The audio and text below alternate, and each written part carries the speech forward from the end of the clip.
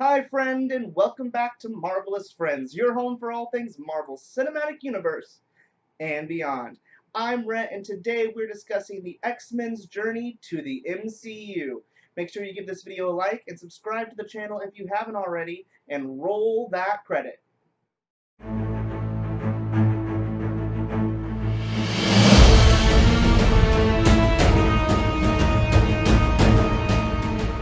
One of the things that most Marvel fans are most excited about is the introduction of the X-Men to the MCU and the greater growing universe that comes from Marvel Studios. Despite all the projects currently going on there, all the conversation seems to always come back to the X-Men and when will they be coming and how. So I want to talk about how are we going to be introduced to the X-Men in this world. Marvel does a great job of creating introductions to characters and then bringing them together to create team-ups. That's what they did in a shortened version within Guardians of the Galaxy. We've seen that done in the Runaways. We've seen a very great way of how Cloak and Dagger came together, and we can't, of course, forget the original six that make up the Avengers and how they've strategically added members to that ever-growing roster. So, it would make sense that this would be the same formula that they use when it comes to the X-Men, introducing the characters, getting us to understand their backstory, and exploring their origins in this way before they come together to form the X-Men. But how will they do that? And I have 5 potential theories on how the X-Men will be introduced into the MCU using already existing franchises. Number 5, Rogue vs. Captain Marvel. I put this at the bottom of the list because I have seen this one discussed quite a bit and something that a lot of people kind of look towards when they discuss this topic. And that's because in the comic books and the X-Men animated series from the 90s, Rogue's origin story involves Captain Marvel. Back in the day before she joined the X-Men, Rogue had a run-in with Captain Marvel, and for some reason when maintained contact with Captain Marvel, she was able to take in her powers of flight and superhuman strength and keep them despite the fact that normally after a short period of time, Rogue loses whatever abilities she absorbs. Now, in the comic books and in the film, and the cartoon, not the film, this put Captain Marvel into a coma for a little bit of time. And this could potentially make sense for the MCU as well, especially if they want to do some change ups with the Captain Marvel character. But who knows what could hold the future for Captain Marvel. What I don't agree with on this theory that I've seen thrown out there is that this has kind of been talked about as a rumor coming from Marvel Studios and that it's potentially confirmed and all this stuff. However, I know some of that is clickbaity titling of the videos and news articles and stuff like that, which I really don't like doing that kind of thing. But also, I just don't see this as what will be the major feature for Captain Marvel 2.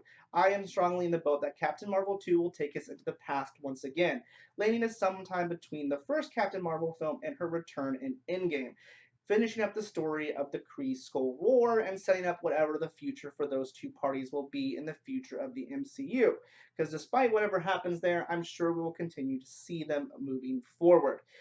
So I could potentially see this maybe as an end credits scene, Rogue showing up in the end credits of Captain Marvel 2 and then being set up for Captain Marvel 3, which would potentially track out if we're not seeing the X-Men for at least 5 years. So that would allow us to see her, get a teaser for her, and then within 5 years from Endgame, we most likely or hopefully will be getting some announcements regarding what Captain Marvel 3 will look like. Number 4, Wolverine via Falcon and the Winter Soldier. My long-standing prediction, and you can see it up here in the card, regarding the plot of the Falcon and the Winter Soldier, and a lot of the MCU moving forward will be focusing on the superhero soldier serum. Now, we've already seen a few teasers of this, the fact that there are going to be several super soldiers in the Black Widow film that's due to release, and we know that US Captain America US Agent is due to be one of the major characters in the Falcon and Winter Soldier series. Again, another super soldier that is made from the serum. And we have a lot of things that have changed in the MCU regarding that serum. Of course, we know that Captain America chose to stay back behind after the events of Endgame when he goes to return the stones, which potentially would give more opportunities for the government to get a hold of his blood and kind of reverse engineer that serum. Also, in the upcoming final season of Agents of S.H.I.E.L.D., we have a perfected version of the serum traveling back in time as well, as a version of the serum is inside of Quake. Now, what could this mean regarding Wolverine? Well, Wolverine is a subject of the Weapon X program, and that was, of course, the idea of introducing the super soldier serum and experiments on mutants. So, what I could predict here is within the Falcon and the Winter Soldier series, is that we'll see the creation of the Weapons Plus program. Perhaps not seeing Wolverine in its actual iteration or any mention of it, but by introducing the Weapons Plus program, that would lay the groundwork for us fans to know the trajectory to where Wolverine will come from, which makes a lot of sense and a very smart way to kind of start laying those seeds and get people excited without actually using an X-Men character at this time. Number three, Magneto via Scarlet Witch. Out of those I'm listing here on this list, none of them have a close relationship than that of Scarlet Witch and Magneto, though it's not always the best of relationships. Magneto in the comic books is, of course, Scarlet Witch's father by birth, and of course, her twin brother, who at this time in the MCU is deceased. However, what we could easily see here is that the revelation that the family that both Wanda and her brother lost in Sokovia were not actually her real parents. Now, it would make sense and track with what the story flows like in the comic books, and that they learned that they were orphans and that they were adopted. And this would actually tie into another potential aspect of what we're seeing in the MCU. It's been confirmed for a while, or at least semi confirmed for a while, that the Guardians of the Galaxy 3 will feature the High Evolutionary. And the origins of the Scarlet Witch involve the High Evolutionary. The High Evolutionary is known for his time on Earth for experimenting with animals, and it's such experiments that give us Rocket Raccoon, a member of the Guardians. But he also gave us a scientifically engineered talking cow known as Boma, who was the wet nurse and raised the young Scarlet Witch as well, again, along with her brother, and eventually found them a home where they were raised. In the comic books, Magneto tracks down Boma to find what happened to her children, and then his children, and then confronts them once he figures out who they are. And this could be something that we could see play out potentially in a sequel series for WandaVision. I think it would be really interesting, and I hope that some of the series that we have on Disney Plus will receive duplications and additional series runs with multiple seasons. I think it'll be a shame if a lot of these characters only get one run at their personal story because they all have a lot to give.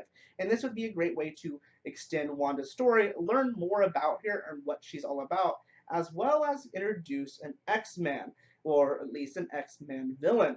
And Magneto, of course, is a major player in that franchise, and so setting up his story would be really important as well. And this tie-in to the greater MCU would make a lot of sense to capitalize on at Marvel Studios. Number two, Storm via Black Panther.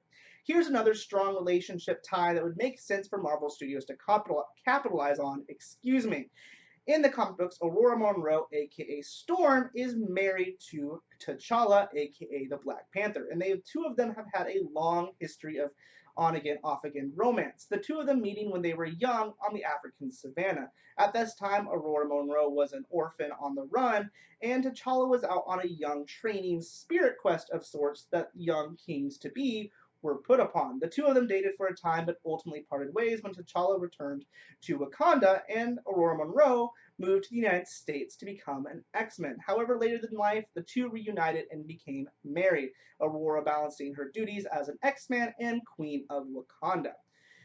And I would love to see this. I was honestly hoping that we would get a little bit of a nod to Aurora in the first film, and we did just a tad. And I say this because we don't know a lot about Aurora's family tree because she's an orphan and wasn't introduced to any of her family for a great deal of her history. However, what we do know is that they are all priestesses, and powerful ones at that. Now, it's not known if this is because they are all mutants or if Aurora is just a more powerful one because she is a mutant. But the other thing we do know is that they all have a very distinct character trait of having white hair.